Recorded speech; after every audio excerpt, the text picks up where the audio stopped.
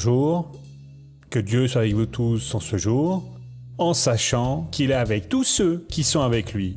Qu'est-ce que cela signifie? Bien, tout d'abord, je suis David Soares. Je suis avec vous, mesdames, messieurs, en ce jour, sachant que Dieu peut bénir la vie d'une personne. Si Dieu peut bénir la vie d'une personne, alors comment est-ce que les bénédictions se concrétisent dans sa vie? C'est quand vous comprenez qu'il existe plusieurs préconditions à être accomplies.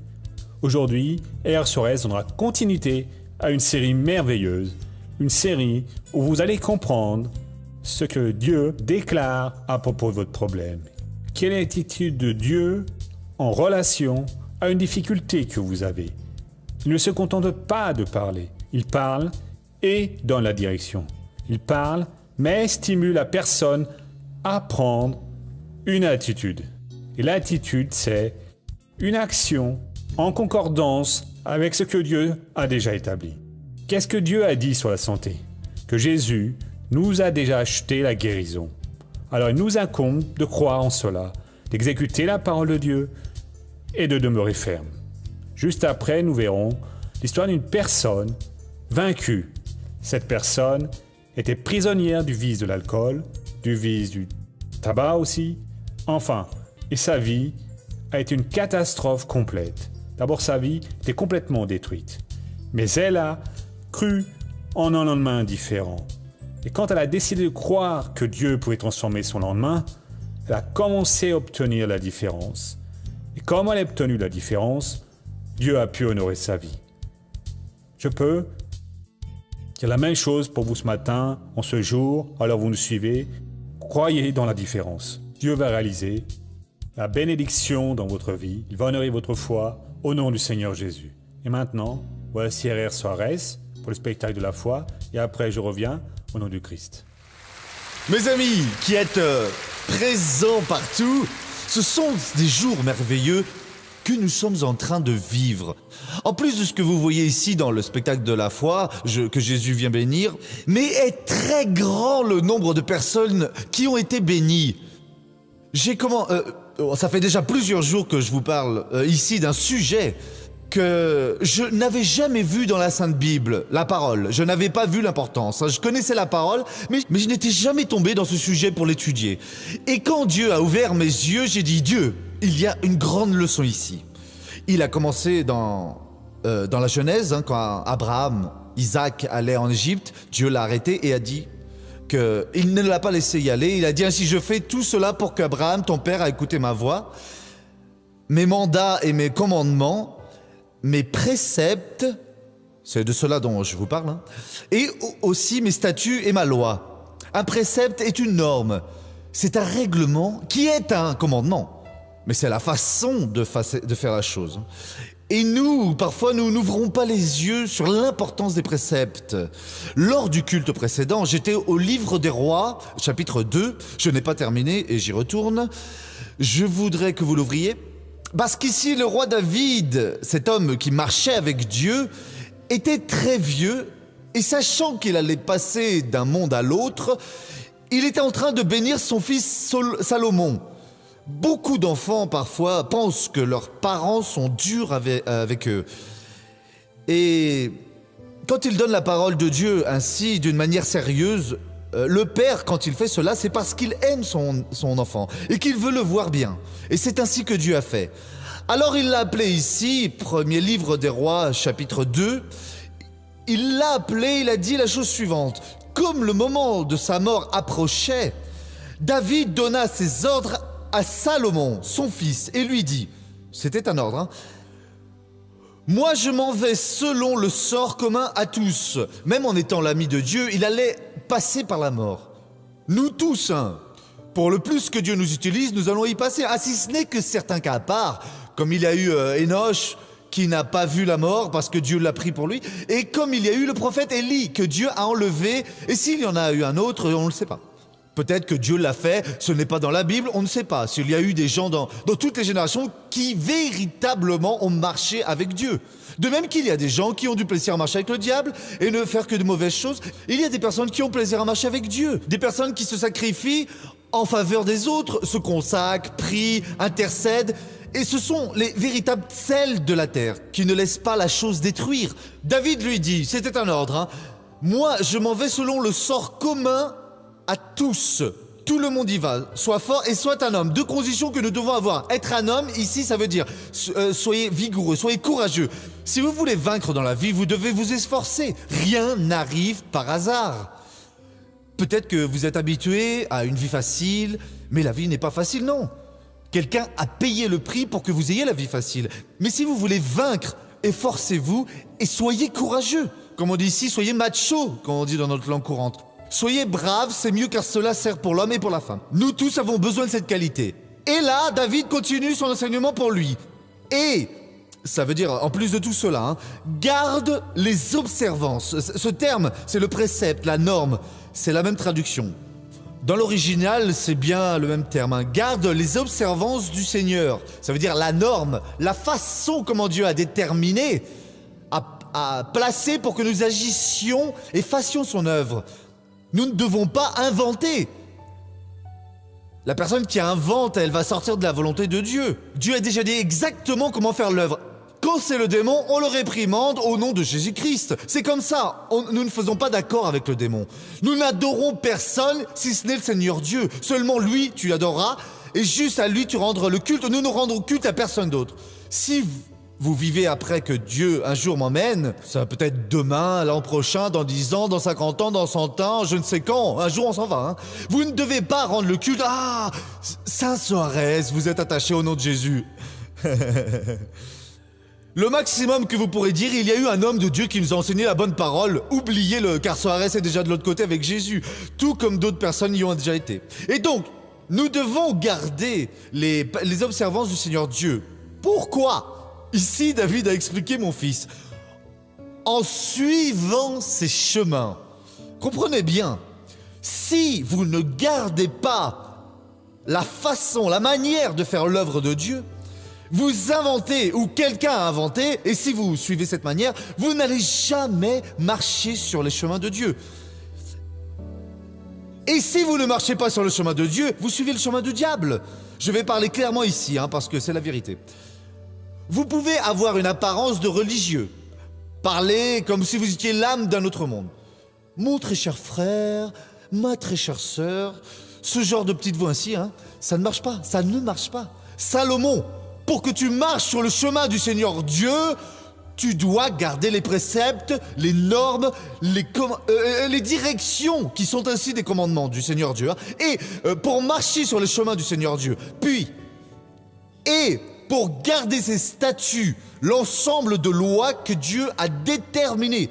Je ne parviens pas à les garder. C'est quoi la vérité? Pourquoi? Parce que vous ne gardez pas le précepte, la norme, la façon de faire. C'est ce qui vous donne le pouvoir pour que vous gardiez les statuts. Et j'échoue. Le statut de la guérison divine, je ne pratique pas. Le statut de la sainteté, je ne parviens pas à le garder. Le statut de la prospérité, je n'arrive pas à profiter de lui, de cette bénédiction. Pourquoi? Parce que vous ne gardez pas les préceptes. Ah, vous voyez, quelle importe. Le jour où j'ai compris cela, j'ai sauté de joie et j'ai dit, Dieu, quelle révélation! Le peuple a besoin de connaître cela, parce que le peuple souffre. Quelqu'un se souvient du motif que donne la Bible? Parce qu'il vous manque la connaissance. Et c'est comme ça. Nous nous mettons à prier et nous n'obtenons pas la bénédiction. Chaque jour, nous sommes pire.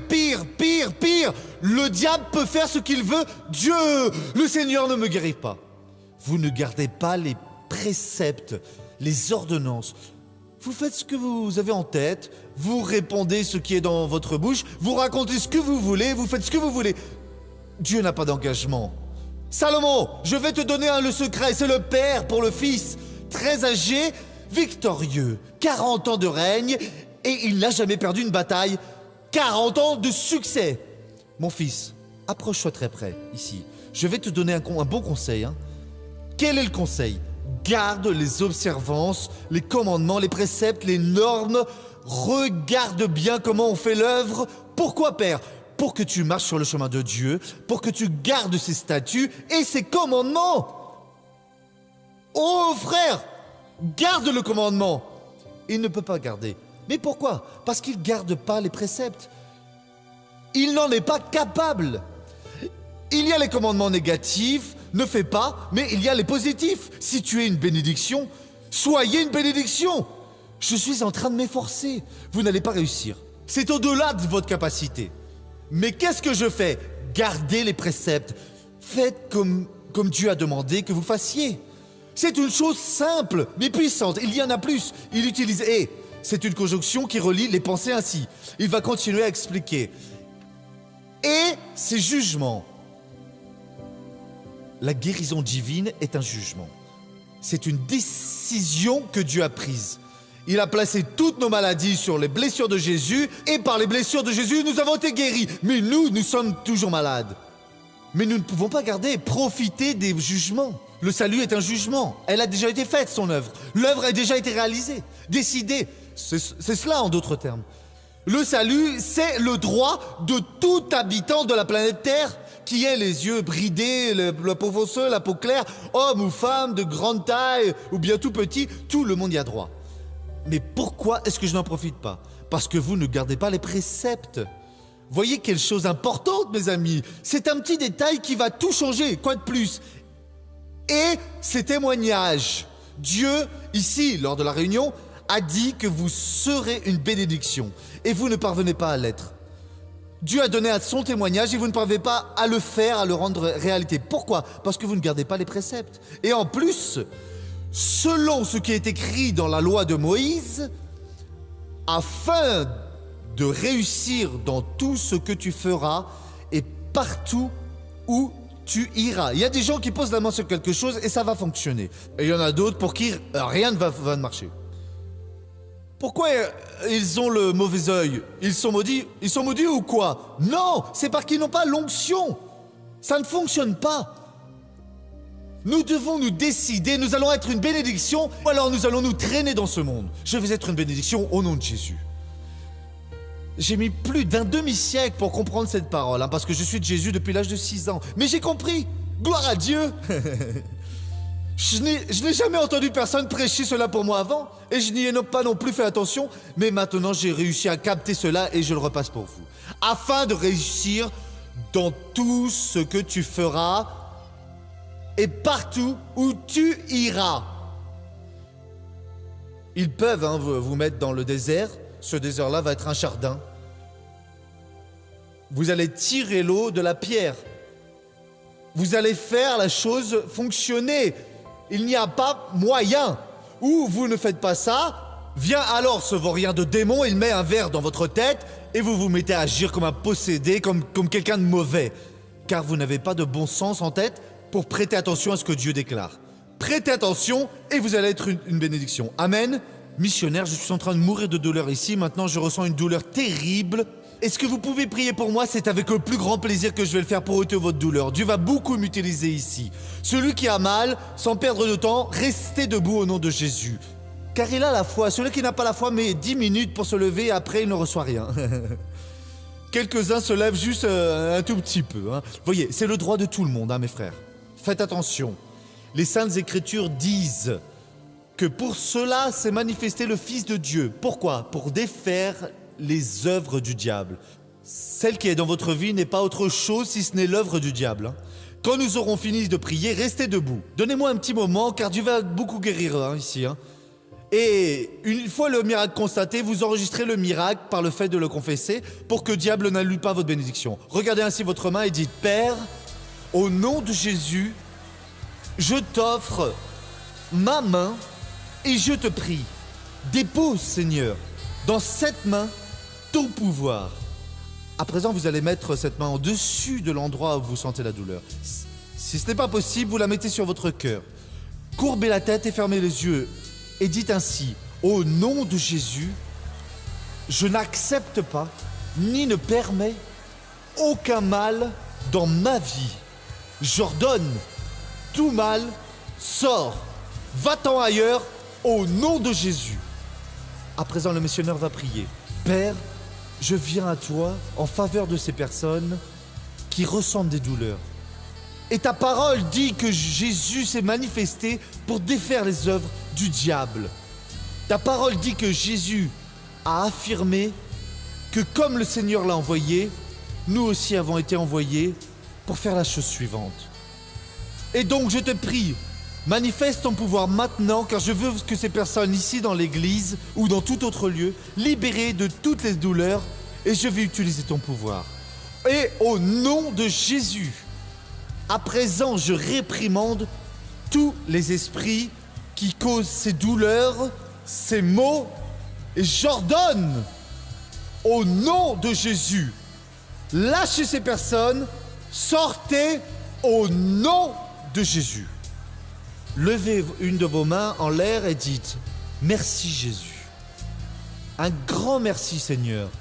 Une fois de plus avec foi, merci Seigneur.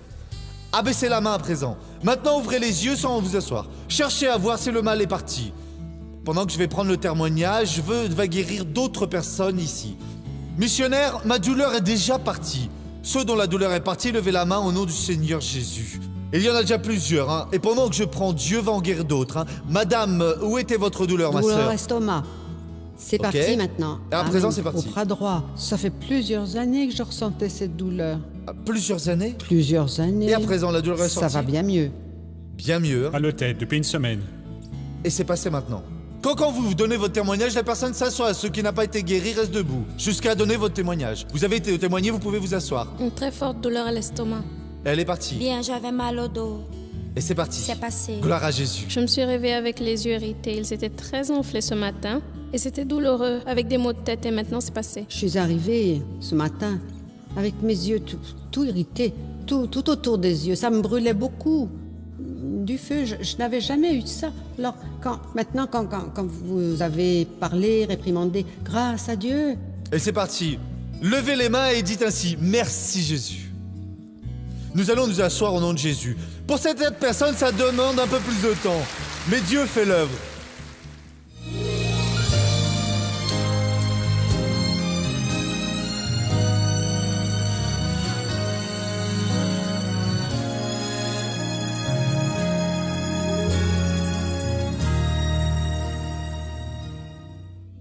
Angélique a eu une enfance difficile qui a entraîné une série de conséquences pour sa vie. Fille adoptive, elle avait une relation compliquée avec la famille. À l'âge de 3 ans, j'ai perdu ma mère et alors cette famille m'a adoptée. J'ai vécu avec eux jusqu'à l'âge de 16 ans. Mais j'ai eu une enfance vraiment perturbée. Au collège, j'avais beaucoup de difficultés pour apprendre. Je croyais que c'était à cause de ça aussi, tout ce traumatisme. J'étais mal élevée, j'étais révoltée, j'étais vraiment... Je causais toujours de soucis à mes parents, vous voyez. Quand mes parents, eux, ils avaient 2 garçons, l'ennemi a planté dans mon cœur que c'était juste eux. Vous voyez, je ne comptais pas. Et ça a augmenté. Et je ressentais un certain rejet, vous voyez. Pendant l'adolescence, Angélique devient encore plus révoltée et se met à fumer et à boire de l'alcool. J'ai commencé à me mélanger avec certains genres de personnes. J'ai vraiment commencé à tomber dans le vice de l'alcool et du tabac. Et quand je sortais le soir, la nuit, je buvais de façon constante, quotidiennement. Je fumais beaucoup aussi. À l'âge de 16 ans, Angélique abandonne la maison de ses parents adoptifs. Elle pense que finalement elle va être heureuse, mais la réalité est bien différente. C'est toute mon histoire, tout s'est écroulé. Voyez, car vous êtes à un certain niveau et vous commencez à perdre une chose, vous perdez une autre chose, vous ne savez pas ce qui se passe. Et quand vous voyez que vous avez tout perdu, alors il est trop tard. Et je buvais encore plus, pas seulement que je sortais. Je buvais toute la journée, je buvais le matin, l'après-midi, la nuit, jusqu'au petit matin. À cette époque, Angélique change de ville et rencontre à nouveau Céziano, une personne connue de vue, convertie à Jésus. Le garçon commence à observer la routine tumultueuse de la jeune fille. Elle était déprimée, elle faisait une dépression, elle était mélancolique, elle était perturbée, elle était pleine d'amertume, pleine de rancœur, de rage, toutes ces caractéristiques malignes, vous voyez. Ce n'était pas ce que je voulais pour ma vie, vous voyez. Je voulais autre chose, sauf que je ne savais pas comment sortir. Je voulais un foyer pour de vrai, une maison, un mari, plusieurs enfants, une famille, quoi. L'intention que j'avais, c'était de l'aider. Je n'acceptais vraiment pas la façon dont elle vivait. Je lui ai parlé de Jésus, j'ai parlé de la Bible. Pendant toute une semaine, je lui ai parlé de la Bible, de Jésus, de toutes ces choses, tout sur la parole de Dieu. Et puis un jour, à la heure H, au moment opportun, je lui ai dit comme ça, allons à l'église parce qu'il va y avoir une réunion là-bas. Ah, vraiment? Alors j'y vais. Mais n'y va pas à cause de moi. Si c'est à cause de moi, tu restes ici. Tu vas à cause de Jésus, de ce Jésus dont je t'ai parlé. Elle y est allée, a aimé, elle a fermé les yeux, elle a parlé à Dieu. Elle a vraiment ouvert son cœur, pour de vrai. Et elle a beaucoup pleuré pendant la réunion. Et elle a accepté le Christ. Et à toutes les réunions, elle voulait accepter Jésus. À chaque réunion, elle voulait lever la main et dire « Je l'accepte, je l'accepte ». Je lui ai même dit « Non, une fois, ça suffit ». La vie d'Angélique est transformée par le pouvoir de Dieu. Et entre les deux jeunes surgit quelque chose de plus grand que l'amitié. Au début, quand je l'ai rencontrée, je n'étais pas vraiment intéressé par elle. Parce que dans la situation où elle était, si quelqu'un avait senti une attirance, c'est qu'il était cinglé. J'ai commencé à parler avec elle, à discuter avec elle. Et pour moi, alors, c'est en voyant tout ça que ça nous a aidés, vous voyez. Tout cet engagement que j'ai eu, ce n'était pas seulement pour que je l'aide, c'était aussi pour moi, pour avoir une continuation. Ça s'est passé comme ça, j'y suis allé pour l'aider, mais à vrai dire, j'allais me marier avec elle. À tel point qu'on est mariés aujourd'hui. Aujourd'hui, grâce à Dieu, je suis heureuse, oui, grâce à Dieu. J'ai un mari qui est béni, serviteur de Dieu, qui fait l'œuvre. J'ai rencontré le bonheur que j'ai toujours recherché depuis l'enfance. J'ai toujours ce rêve de bonheur, vous voyez, de félicité. Et aujourd'hui, grâce à Dieu, j'ai du bonheur dans ma vie. Gloire à Dieu. Et Angélique. Vous étiez angélique juste par le nom, hein? Oui. Votre comportement n'était pas très angélique, Juste non? Jésus. Jésus vous a changé complètement. Gloire à Dieu. Vous êtes mariés depuis combien de temps? Ça fait 2 ans et quelques. Ça va faire 3 ans, mars de l'année qui vient. Ça veut dire, pasteur, en plus d'évangéliser, Jésus vous l'a donné. Oui, monsieur le missionnaire. Comme c'est beau. Vous vivez bien aujourd'hui, hein? Oui, monsieur, nous vivons bien. Ça veut dire que vous étiez nés l'un pour l'autre, hein, dans ce cas. Oui, merci monsieur. beaucoup, Jésus.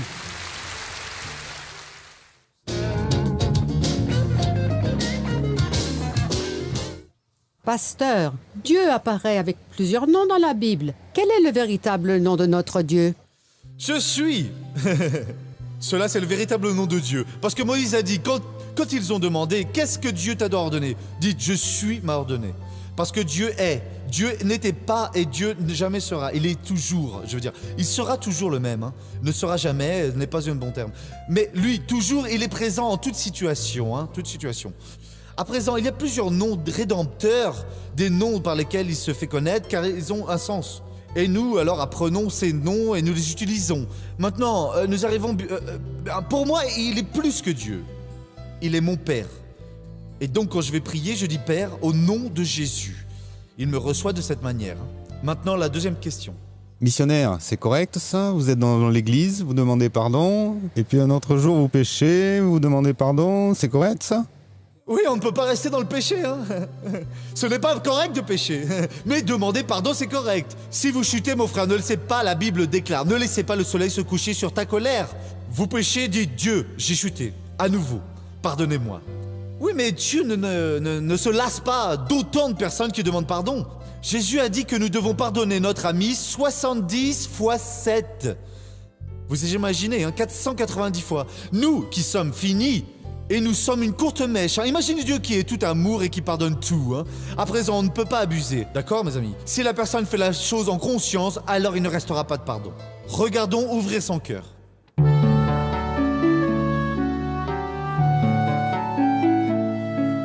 Je suis âgée de 24 ans et je suis mariée depuis l'âge de 16 ans. J'ai un fils adoptif de 4 ans qui est vraiment très aimé. Mais notre grand rêve, c'est d'avoir un enfant fruit de notre union. J'ai déjà fréquenté diverses sortes d'églises et dans l'une d'elles, j'ai reçu la révélation que je tomberais enceinte. Mais le temps a passé et rien ne s'est produit. À vrai dire, celui qui a un problème de fertilité, c'est mon mari.